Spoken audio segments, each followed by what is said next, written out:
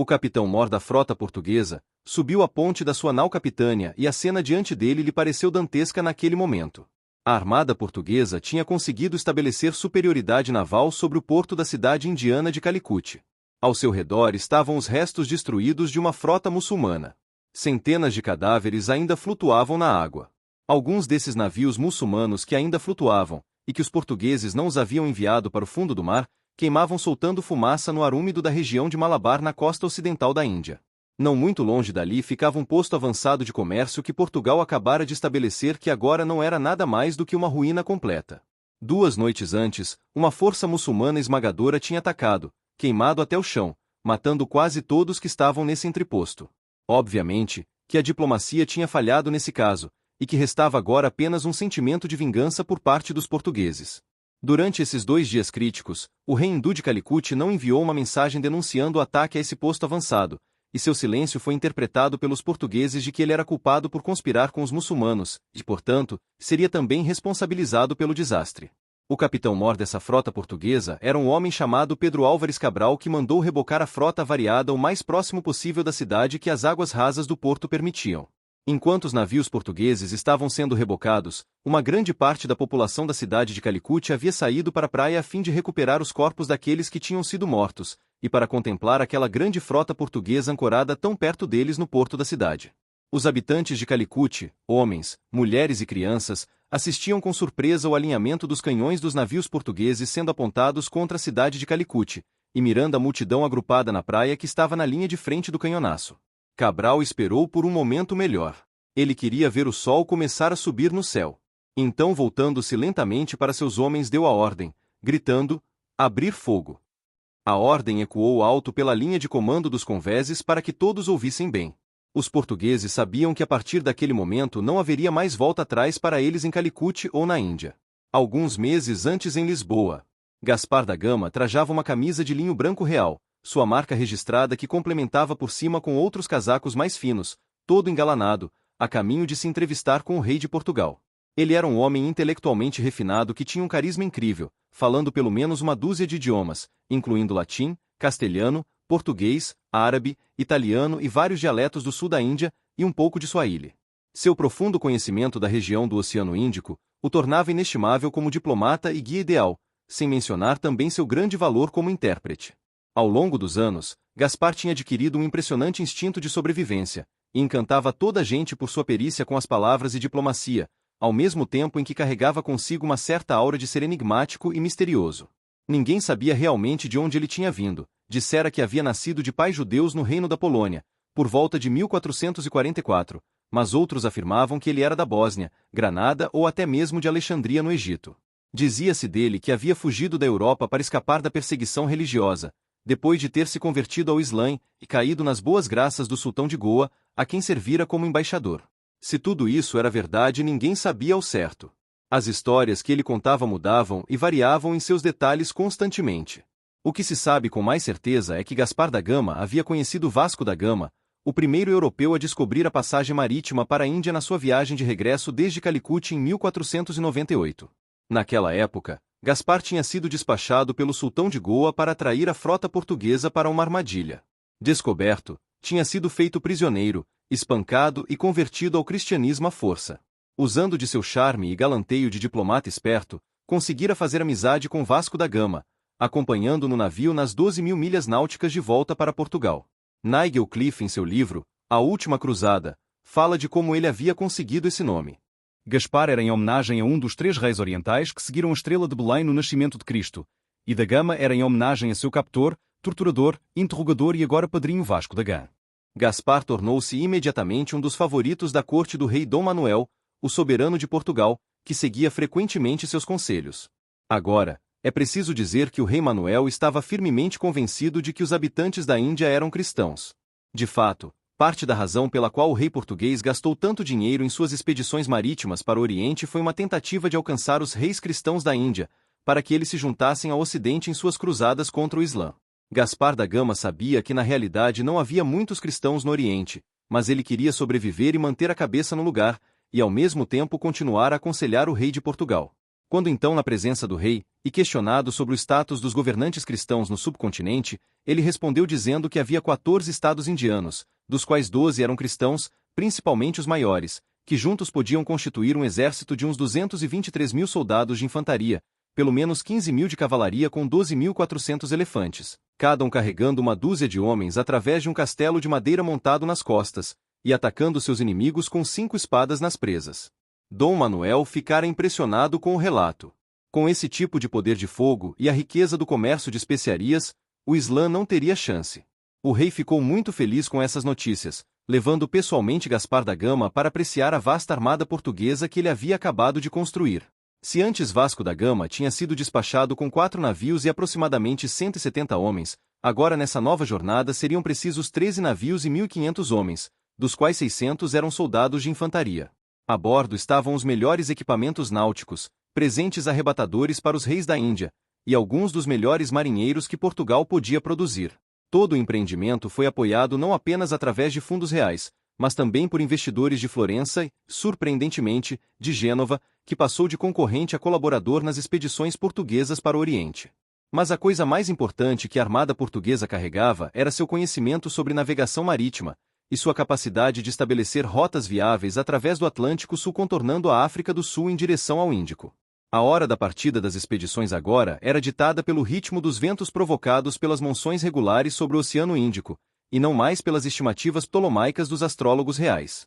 A eficiência das rotas portuguesas para a África desde as ilhas de Cabo Verde estava baseada nos movimentos dos ventos circulares de Alísios e das correntes marítimas cruzando o Atlântico Sul, que se mostraram muito mais eficazes para a rápida circulação dos navios em direção ao Cabo da Boa Esperança na África do Sul, como ficou bem demonstrado pelas viagens anteriores de Bartolomeu Dias e Vasco da Gama. Liderando os navios dessa frota estavam homens experientes como Pedro Escobar e Nicolas Coelho, que viajaram com Vasco da Gama e tinham estado na Índia. Até mesmo Bartolomeu Dias, o primeiro europeu a contornar a ponta da África do Sul no Cabo da Boa Esperança, e seu irmão Diogo Dias se juntaram a esse novo empreendimento de navegação. Claro que Gaspar da Gama, com seu conhecimento e experiência, também estaria à disposição da frota portuguesa. Agora tudo o que restava era encontrar alguém capaz de comandar todo o show. O homem escolhido como líder dessa expedição foi Pedro Álvares Cabral, um fidalgo, ou seja, uma pessoa de nascimento nobre. Cabral nascera em 1467 em Belmonte, Portugal, tornando-se membro da Corte Real, onde obteve uma excelente educação. Em 1497, ele foi ungido como Cavaleiro da Ordem de Cristo, era considerado generoso, prudente e tolerante, assim como também era considerado vaidoso e reagia com violência se sua honra estivesse em jogo. Pedro Álvares Cabral era um homem que não tinha medo de usar a violência. Não era marinheiro, tendo sido escolhido por seu status de nobre, e pelo fato de ter sido preparado para ser diplomata na Corte Real de Lisboa. O rei Dom Manuel deu-lhe um conjunto de instruções sobre como ele deveria abordar o rei de Calicut, que todos em Portugal ainda achavam que era cristão. Nigel Cliff, em seu livro A Última Cruzada, detalha bem como essas ordens reais foram ditadas a Cabral. Ele deveria solicitar que o rei de Calicut, conhecido como Samorim, simplesmente banisse todos os muçulmanos de seus portos. Os portugueses forneceriam doravante as mercadorias que os árabes haviam trazido, só que melhores e mais baratas. O rei Dom Manuel deu a seu comandante uma ordem ultrasecreta final. Se o Samorim não consentisse silenciosamente a negociar apenas com os portugueses, Cabral deveria fazer uma guerra cruel contra ele por sua conduta anterior injuriosa contra Vasco da Gama. Segundo o rei de Portugal, o Samorim de Calicut poderia ter sido um companheiro cristão leal, mas tinha claramente se equivocado com Vasco da Gama. As ordens de Cabral também o instruíram a estabelecer relações com outros estados cristãos da Índia e fazer o possível para interferir no transporte e rotas marítimas muçulmanas. A armada de Cabral com 13 navios partiu de Belém, no Tejo em Lisboa, em 9 de março de 1500. Depois de uma celebração oficial, o rei acompanhou pessoalmente os marinheiros até a costa para além Tejo. De Portugal, eles seguiram direto para as ilhas de Cabo Verde, mas ao longo do caminho um dos navios da frota desapareceu para nunca mais ser visto. Um pouco além das ilhas de Cabo Verde, usando o conhecimento de seus antecessores, Cabral então dirigiu seus navios mais para o sudoeste. Assim ele queria começar a manobra de Lupe no sentido anti-horário através do Atlântico Sul para com um pouco de sorte empurrar a frota para além do Cabo da Boa Esperança, contornando o ponto mais ao sul da África. Mas partindo dessa latitude na altura de Cabo Verde, essas manobras de Lupe empregadas teriam que ser mais alongadas, e assim, em 21 de abril de 1500, vários dias navegando a vento de sudoeste, uma terra desconhecida foi inesperadamente avistada. Um cronista da época a descreveu como uma grande montanha muito alta e redonda, com planícies ao sul com espessa vegetação tropical. Ao se aproximarem de perto, notaram que era habitada. Nicolas Coelho foi despachado para fazer os primeiros contatos. Roger Crowley, no livro Os Conquistadores, descreve a cena. A terra avistada provou ser tão pacífica quanto inesperada. Os habitantes que andavam pelados e sem roupas eram vividamente diferentes das tribos encontradas nas costas da África. As pessoas pareciam muito dóceis, dançaram ao som da gaita de foles portuguesa e estavam dispostos a imitar as ações da missa realizada no meio da mata tropical. Este lugar, que eles batizariam da Terra da Verdadeira Cruz, tinha água e frutas abundantes e animais estranhos. Os marinheiros portugueses experimentaram carne do peixe-boi, que descreveram como sendo um peixe tão grande quanto um barril com a cabeça de um porco e olhos pequenos. Viram ainda papagaios de cores brilhantes, alguns tão grandes quanto galinhas. O navio foi imediatamente despachado de volta a Portugal com relatos para o rei Dom Manuel desta nova terra que acabavam de descobrir e reivindicar para a coroa. Desconhecido para Pedro Álvares Cabral e seus homens, esta não era uma grande ilha, mas sim o continente da América do Sul, e a terra que haviam acabado de chegar, um dia seria conhecida como Brasil. A frota portuguesa permaneceu estacionada aí por vários dias recebendo provisões, fazendo reparos e realizando a primeira missa no continente sul-americano do Brasil. Em 2 de maio de 1500, a viagem continuou. Após 10 dias de navegação, um cometa foi visto no céu, sendo descrito como tendo uma cauda muito longa apontando na direção da Arábia, sendo visto como um sinal de presságio. 12 dias depois, em 24 de maio, a frota de Cabral entrou na zona de alta pressão do Atlântico na altura do sul do Brasil, quando um vento forte os empurrou para o leste, em direção ao Cabo da Boa Esperança, mas posicionando a armada portuguesa diretamente a uma feroz e repentina tempestade para a qual ninguém estava preparado. Na fúria da tempestade, 4 navios foram perdidos, incluindo aquele que transportava Bartolomeu Dias, que nunca mais foi visto e, ironicamente, morreu no contorno do Cabo da Boa Esperança que havia descoberto anos antes. Depois de algum tempo, os 7 navios restantes subiram a costa leste da África, conseguindo se reagruparem em 20 de junho na costa de Moçambique. Logo depois, Diogo Dias e seu navio se desgarrou da armada, derivando para o leste. Por vários dias, ele tentou encontrar seus compatriotas, mas em vez disso, tropeçou em uma grande ilha. Diogo Dias entraria para a história como o primeiro explorador português a pôr os olhos na ilha Madagascar. Diogo continuou ainda para o norte na tentativa de encontrar a armada de Cabral. Ele navegaria até o chifre da África, entrando pelo Golfo de Aden, que era outro lugar que nenhum português ou europeu jamais havia estado, ficando retido pelas calmarias e sendo atacado por piratas. A sede e a fome reduziram sua tripulação a uma fração do número original.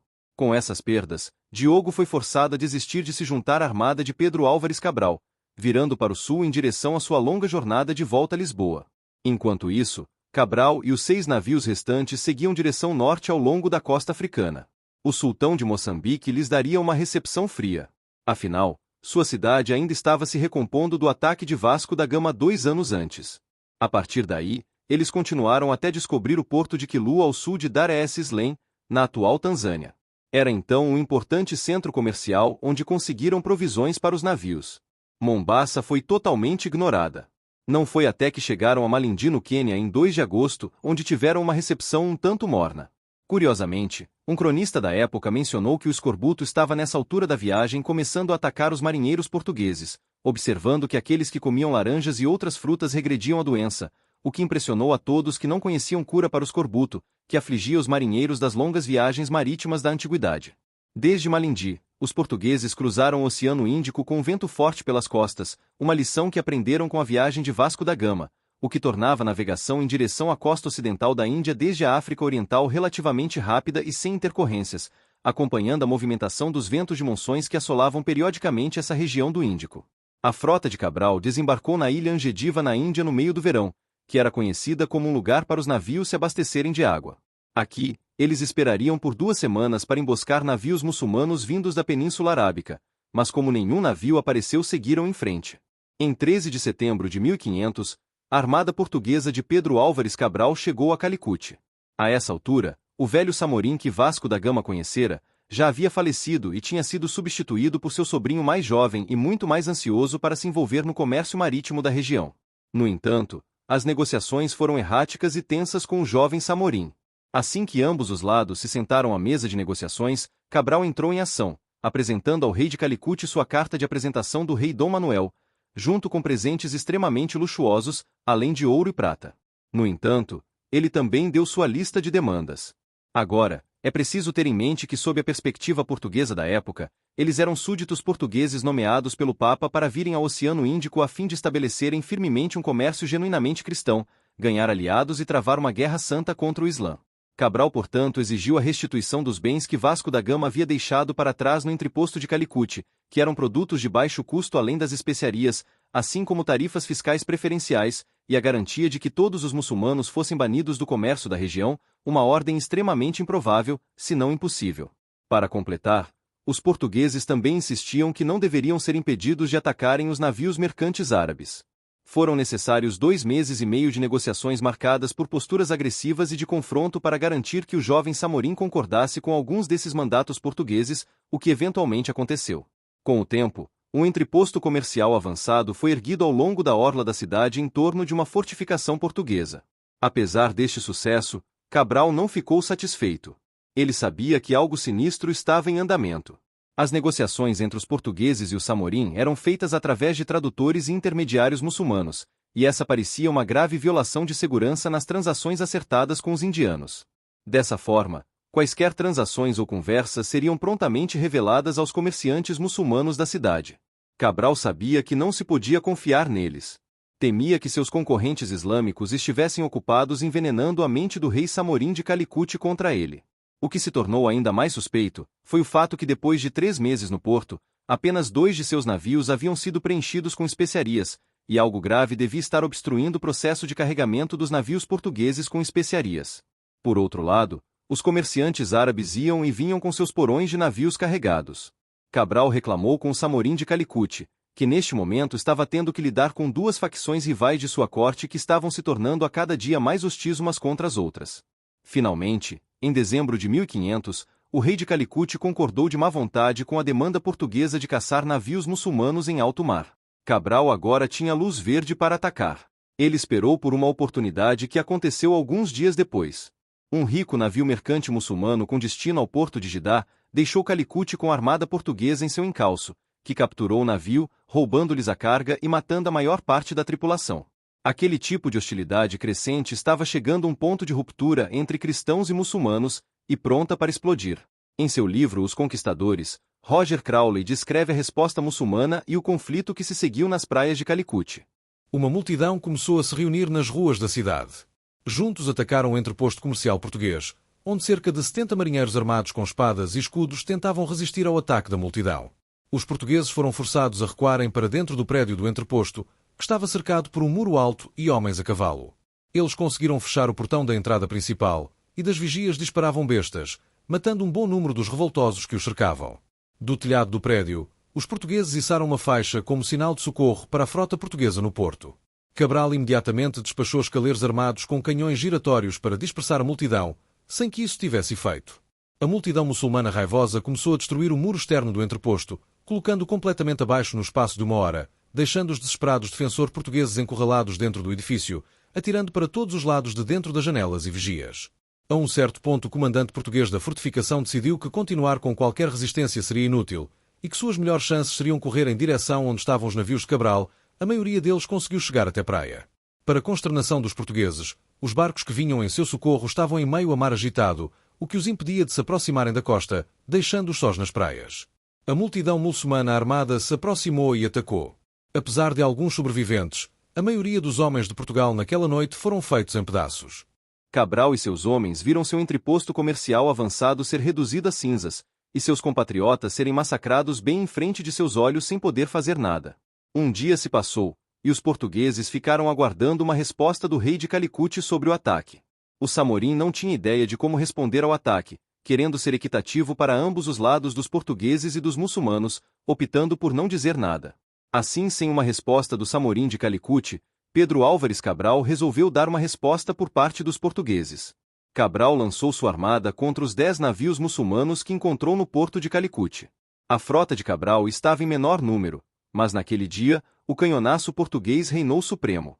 Alguns dos navios foram tomados, suas tripulações executadas e seus corpos foram jogados no mar. Os poucos navios muçulmanos que tentaram escapar do cerco português foram queimados e reduzidos a troncos pelas salvas contínuas que saíam da boca dos canhões dos navios portugueses. O povo de Calicut só podia assistir com horror à carnificina que se desenrolava diante deles. A luta continuou noite adentro, e ainda assim sem uma resposta do Samorim. Para Cabral e seus homens, isso significava apenas que o Samorim era um agente muçulmano, e portanto, ele também precisaria aprender uma lição. Na manhã seguinte, os navios portugueses foram rebocados o mais próximo possível da cidade até onde seus escaleres permitiam. Todos os canhões dos navios da frota foram alinhados para atacarem em formação contra a cidade de Calicut em salvas contínuas de tiros. Enquanto isso, uma enorme multidão se reuniu nas praias para salvar o que podiam, posicionando-se diretamente na linha de frente dos tiros dos navios. Cabral então deu a ordem de fogo, e o que se seguiu foi um ataque frontal de toda a frota num canhonaço de fogo contra tudo à sua frente em direção à cidade de Calicut. Nigel Cliff, em A Última Cruzada, descreve a cena. Balas de canhão choveram contra a multidão nas praias, arrasando casas e templos, matando centenas, se não milhares de pessoas. A consternação foi tão grande que o Samorim fugiu de seu palácio quando um de seus chefes militares Niares, que estava ao seu lado, foi atingido por um morteiro da frota portuguesa. Nem mesmo partes do Palácio Real de Calicut foi poupado pelo canhonaço de Pedro Álvares Cabral. O bombardeio a Calicut continuaria por um dia inteiro, e as relações dos portugueses com Samorim haviam colapsado e chegado a um ponto terminal para além de desculpas de quaisquer espécies. Este seria o grande ponto de virada dos portugueses no Mar Índico em direção a uma guerra que estava por vir e seria muito longa e danosa. Na manhã seguinte, querendo reduzir suas perdas, Cabral decidiu partir. A conselho de Gaspar da Gama, a armada portuguesa de Cabral dirigiu-se para a cidade de Coxim, cerca de 100 milhas ao sul de Calicut. Coxim tinha sido vassala dos reis Samorim de Calicut, e estava ansiosa para estabelecer relações com os portugueses, para se verem livres do domínio de Calicut. Aqui, Cabral e seus homens ficaram por 2 semanas, abastecendo seus navios de especiarias e estabelecendo um novo entreposto comercial avançado na cidade. A essa altura, as notícias do ataque a Calicut haviam se espalhado por toda a região do Malabar na costa ocidental da Índia, e outras cidades como Kulon e Konur também enviaram seus delegados para estabelecer contato. A presença portuguesa estava sendo claramente agora um fator perturbador e um contencioso que mudaria a política comercial do Oceano Índico, colocando o mundo daquela região do avesso. Foi nesse momento que Cabral, em contato com os reinos indianos, compreendeu bem que não havia tantos cristãos na Índia como tinham acreditado inicialmente. Os portugueses finalmente foram capazes de entender o quanto a existência do hinduísmo por toda a Índia era importante e tão onipresente por toda a região. Esse entendimento revelador foi um pouco chocante para os conceitos portugueses dessa época, herdados ainda da época das Cruzadas, que viam o mundo através apenas do conflito entre cristãos e muçulmanos. Enquanto isso, em Calicut, o Samorim planejava sua vingança, armando uma frota de 80 navios para interceptar Cabral em seu retorno de Coxim. No entanto, quando as duas frotas se encontraram, nada aconteceu. Os homens do rei de Calicut estavam nesse momento muito mais cautelosos com o poder de fogo português e mantiveram distância. Cabral, por sua vez, estava fortemente carregado de especiarias, e simplesmente ignorou a ameaça e passou por eles em direção ao porto de Quenor. O rei de Quenor estava mais do que entusiasmado em receber os europeus e forneceu-lhes um bom negócio com mais especiarias. Para Cabral e sua armada, agora era hora de fazer a viagem de volta para casa em direção a Lisboa. Usando os ventos das monções a seu favor, eles cruzaram o Oceano Índico com facilidade em direção à África Ocidental, muito diferente da jornada agitada com que Vasco da Gama havia cruzado esses mares apenas alguns anos antes. Quando chegaram a Melinde, um erro de navegação encalhou um dos navios que estava carregado de especiarias, que pegou fogo e teve quase tudo a bordo destruído. Continuando a viagem de volta a Portugal, a armada de Cabral avistou o porto de Sofala, que era o centro do comércio de ouro da África Ocidental que mais tarde serviria como um importante entreposto comercial para Portugal. Na Baía de São Brás, perto do Cabo da Boa Esperança, Cabral deixou uma mensagem para quaisquer outras frotas portuguesas com um sapato pendurado em uma árvore indicando a situação na Índia. Foi em junho de 1501 na Baía de Dakar, no atual Senegal, que o navio anteriormente desaparecido de Diogo Dias foi reencontrado sendo rapidamente reunido à frota. A armada de Cabral regressou a Lisboa no verão de 1501, mas apenas aos poucos, já que seus navios haviam sido espalhados durante a última etapa da viagem de regresso a Lisboa. Quando viu seus navios retornando, o rei Manuel teve sentimentos contraditórios. Por um lado, ele tinha ficado chocado, e Nigel Cliff explica o porquê. Os horizontes da Europa estavam se expandindo a um ritmo desconcertantemente rápido, mas Cabral não colheria as glórias disso. Ele não havia encontrado aliados cristãos e não havia feito um único convertido. além de ter perdido centenas de marinheiros experientes e metade de sua frota original. Dos 13 navios que tinham saído de Lisboa, apenas 7 regressaram, dos quais apenas 5 transportavam alguma especiaria. Dom Manuel considerava que Cabral havia deixado os mercadores de Calicut destruírem o entreposto português. Embora ele tivesse sangrentamente vingado o fato, ele não conseguira acabar com a rebelião sob o ponto de vista do rei de Portugal. No todo, ele não tinha sido ousado ou bem-sucedido o suficiente para o gosto exigente de seu rei Dom Manuel. Esse foi um julgamento muito severo por parte do rei sobre um homem que havia recebido uma tarefa impossível, já que não havia cristãos na Índia, e Cabral passaria o resto de sua vida em desgraça. Cabral não se intimidou, dando o melhor giro que pôde diante da situação. Pedro Álvares Cabral foi o primeiro a receber o crédito por ter estado em 4 continentes. Do ponto de vista português, sua viagem tinha descoberto a América do Sul, o Brasil, Madagascar e a abertura do Mar Vermelho através nos portos de Quilua e Sofala. Cabral provou ainda que poderia usar os ventos de monções com grandes benefícios para a navegação no Índico, e as especiarias que ele trouxe de volta foram vendidas com 800% de lucro, o que não só pagou por tudo, mas também horrorizou os venezianos que controlavam esse comércio na Europa de então. Mas talvez o mais importante, a viagem de Cabral fez o rei de Portugal perceber a gravidade da situação, ou seja, havia muito poucos cristãos na Índia, e o comércio de especiarias era comandado por um monopólio muçulmano. Dom Manuel decidiu então que a única solução para estabelecer uma firme presença portuguesa na Índia era o uso de uma força esmagadora, abrindo caminho para a constituição de uma nova e muito mais poderosa armada que jamais havia sido construída, com 20 navios, 1.800 homens, e armada até os dentes. Para alguns, essa seria chamada de a Frota da Vingança, e tudo de que se precisava era colocá-la nas mãos de alguém que não tivesse medo de usar todo o seu potencial destrutivo, alguém que guardasse rancores de viagens anteriores à Índia, alguém com sede de vingança. O homem nomeado para essa nova tarefa era um veterano.